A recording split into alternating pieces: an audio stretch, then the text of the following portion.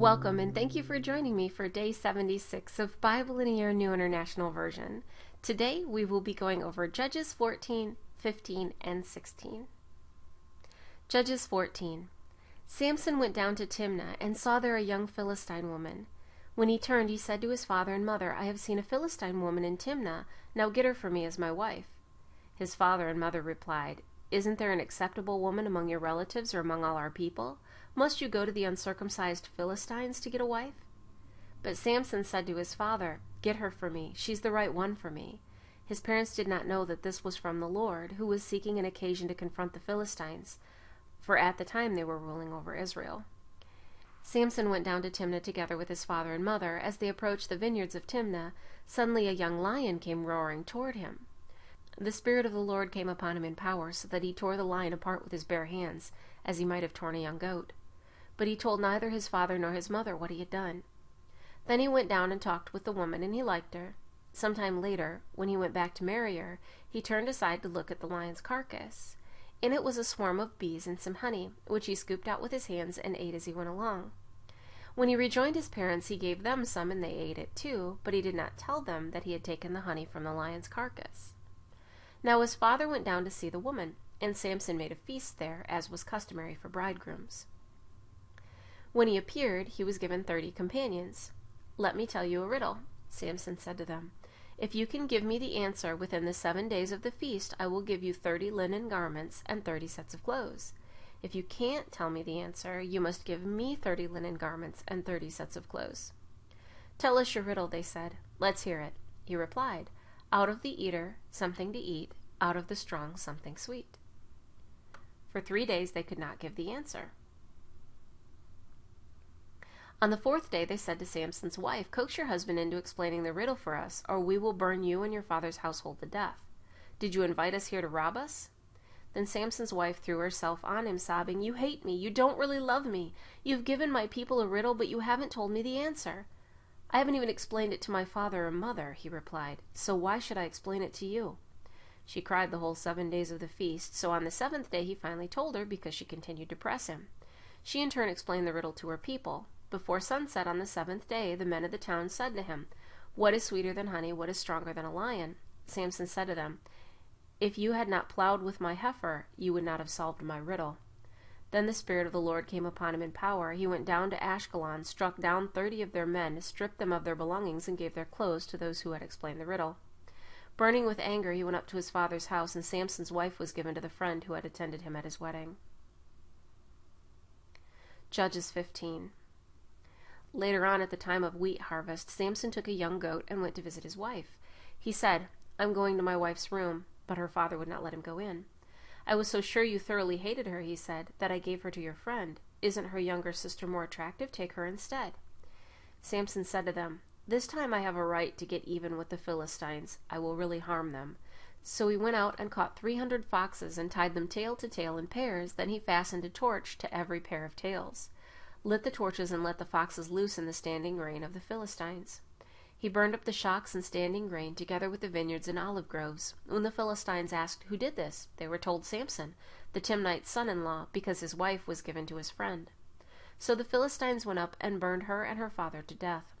Samson said to them, "Since you acted like this, I won't stop until I get my revenge on you." He attacked them viciously and slaughtered many of them. Then he went down and stayed in a cave in the rock of Edom.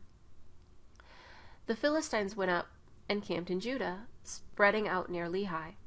The men of Judah asked, "Why have you come to fight us?"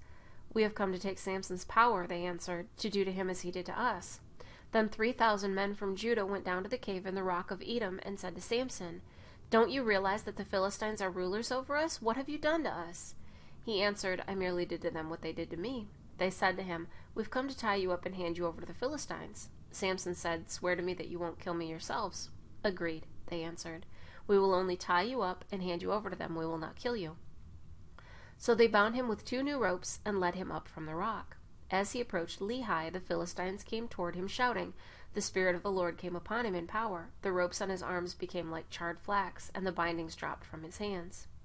Finding a fresh jawbone of a donkey, he grabbed it and struck down 1,000 men. Then Samson said, "With a donkey's jawbone I have made donkeys of them. With a donkey's jawbone I have killed 1,000 men." When he finished speaking, he threw away the jawbone, and the place was called Ramath-Lehi. Because he was very thirsty, he cried out to the Lord, "You have given your servant this great victory. Must I now die of thirst and fall into the hands of the uncircumcised?" Then God opened up the hollow place in Lehi, and water came out of it. When Samson drank, his strength returned, and he revived. So the spring was called En-Hakkore, and it is still there in Lehi. Samson led Israel for 20 years in the days of the Philistines. Judges 16. One day Samson went to Gaza, where he saw a prostitute.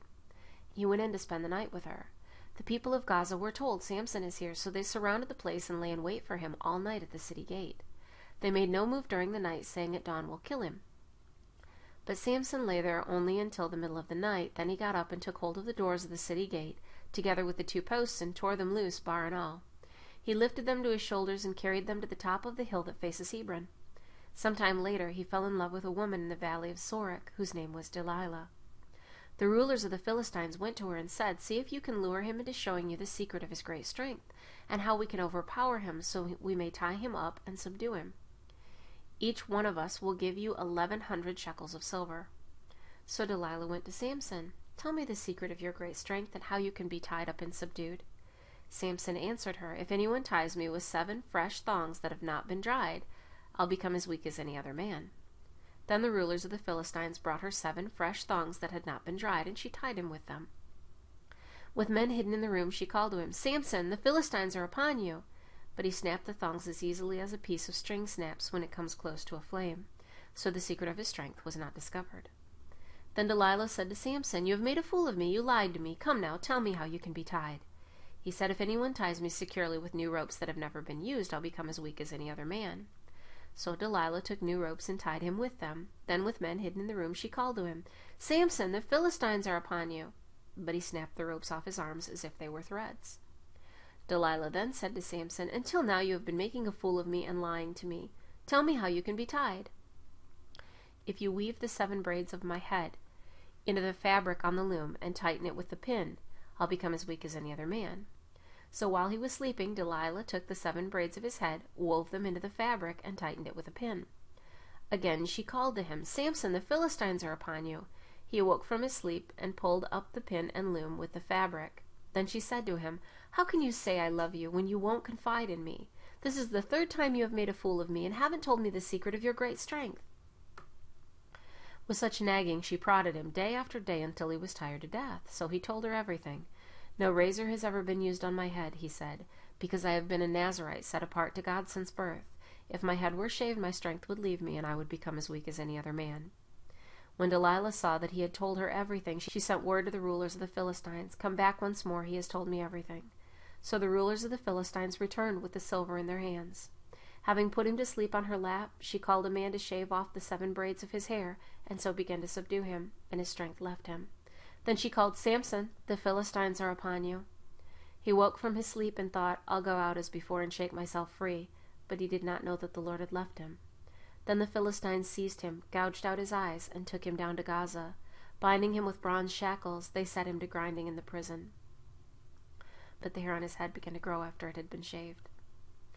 Now the rulers of the Philistines assembled to offer a great sacrifice to Dagon, their god, and to celebrate, saying, "Our God has delivered Samson, our enemy, into our hands."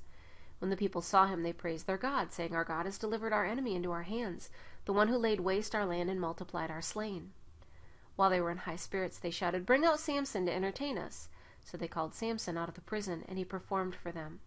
When they stood him among the pillars, Samson said to the servants who held his hand, "Put me where I can feel the pillars that support the temple, so that I may lean against them." Now the temple was crowded with men and women. All the rulers of the Philistines were there, and on the roof were about 3,000 men and women watching Samson perform. Then Samson prayed to the Lord, "O sovereign Lord, remember me. O God, please strengthen me just once more, and let me with one great blow get revenge on the Philistines for my 2 eyes." Then Samson reached toward the 2 central pillars on which the temple stood. Bracing himself against them, his right hand on the one and his left hand on the other, Samson said, "Let me die with the Philistines." Then he pushed with all his might, and down came the temple on the rulers and all the people in it. Thus he killed many more when he died than when he lived. Then his brothers and his father's whole family went down to get him. They brought him back and buried him between Zorah and Eshtaol in the tomb of Manoah his father. he had led Israel 20 years. Thank you for joining me for Day 76 of Bible in a Year New International Version. I look forward to seeing you tomorrow for Day 77.